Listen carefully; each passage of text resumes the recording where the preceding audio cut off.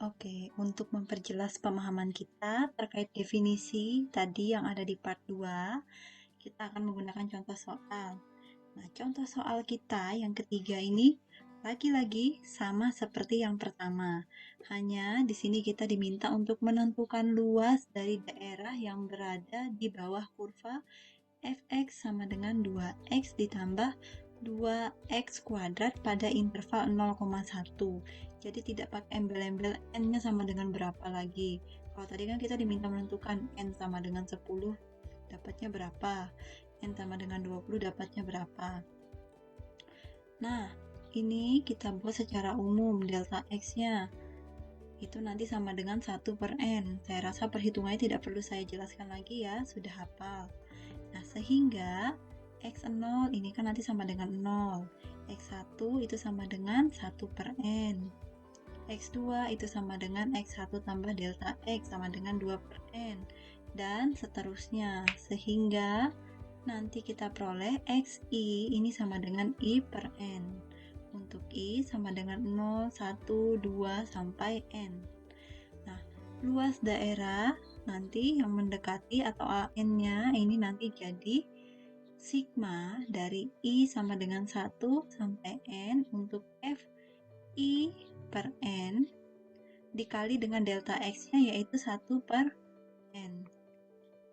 Nah, i per n-nya ini kemudian kita masukkan ke fungsinya.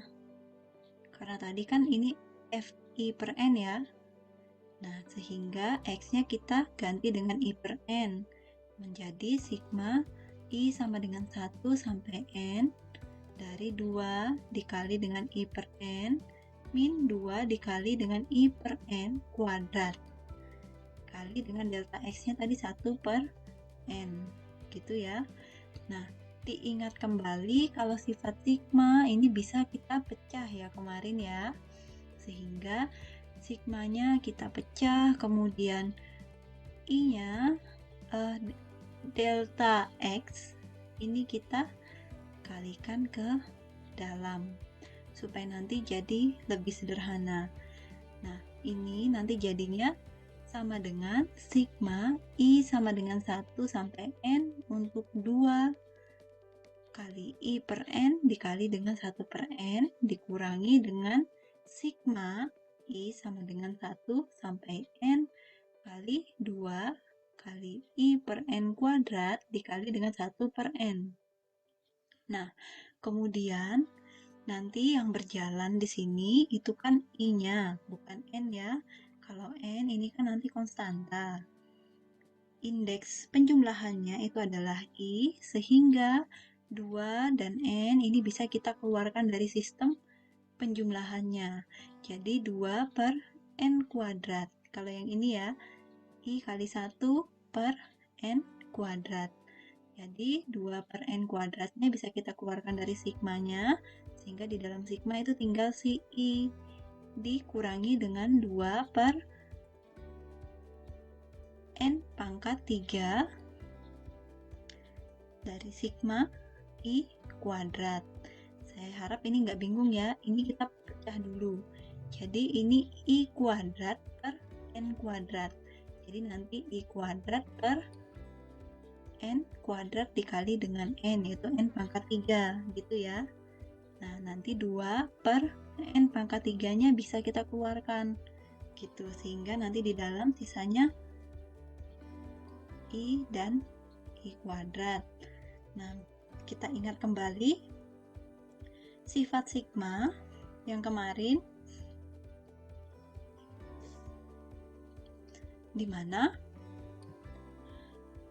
sigma dari i ini kan n dikali n tambah 1 per 2. Ini ya teorema yang kita buktikan kemarin itu loh, di pertemuan kedua. Nah, kemudian yang i kuadrat bisa kita ganti dengan n dikali n tambah 1 kali 2n tambah 1 per 6. Gini ya. Nah, kalau kita lihat di sini ini kan ada yang bisa kita sederhanakan nih. 2 ini kan habis dibagi 2. Kemudian n dan n kuadrat pangkatnya jadi berkurang 1. Nah, kemudian ini 2 dan 6. 2-nya habis, 6-nya jadi 3.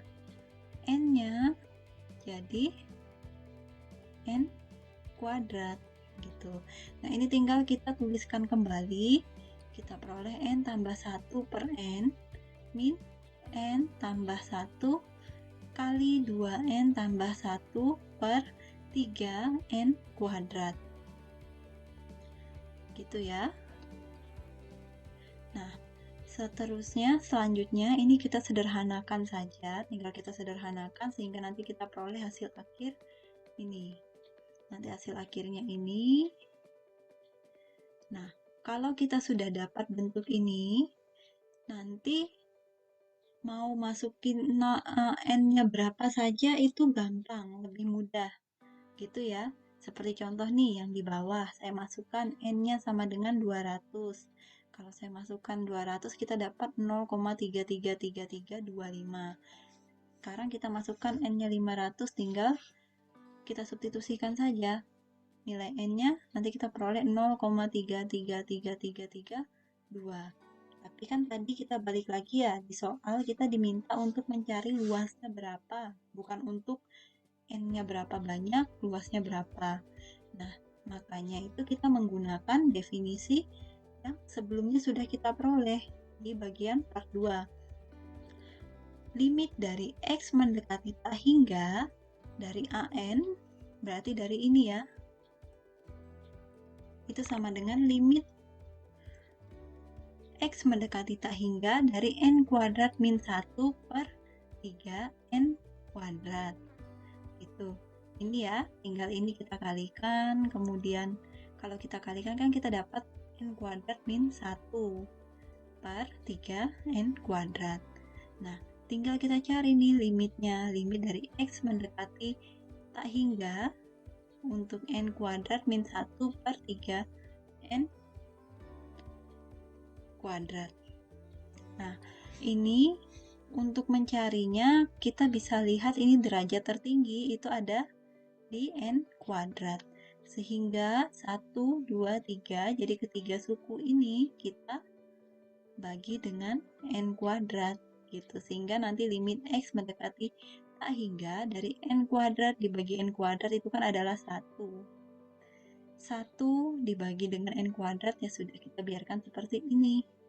Kemudian 3 dibagi dengan N kuadrat itu sama dengan 3. Baru kemudian kita masukkan nilai limitnya ini.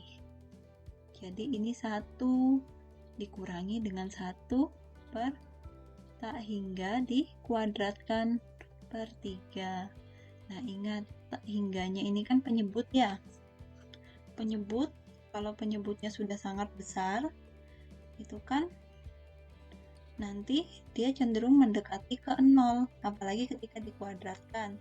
Maka nanti kita peroleh hasilnya di sini 1 min 0 per 3. Makanya nanti kita peroleh di sini 1 per 3.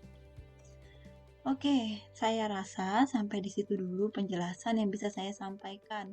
Silakan nanti ini agak panjang ya, ada 3 bagian ini. Silakan nanti dibaca, kemudian dicoba diulang kembali latihan-latihannya. Semoga pembahasan saya dari part 1, 2, dan 3 ini bisa membantu kalian untuk memahami materi yang ada di slide ya. Terima kasih, selamat belajar.